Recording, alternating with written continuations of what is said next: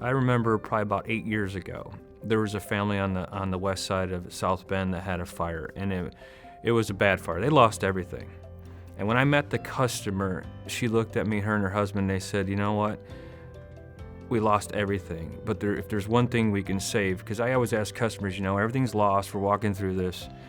Even though it's destroyed, if it's sentimental, I'll get it out of here and we'll save it, whether it's half destroyed or not. And she had a wedding picture blown up on her wall of her and her husband.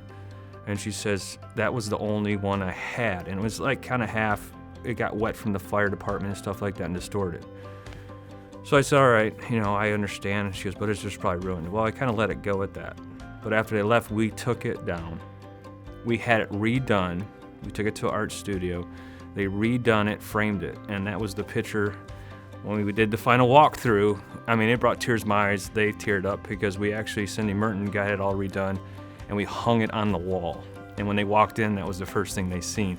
I mean, it brought tears to my eyes, brought tears to their eyes. But it was something, something small like that. The house was gorgeous. They loved it. But that was the one thing they focused on because we captured that in the beginning and thought, what? Let's see what we can do for them. And it turned out great.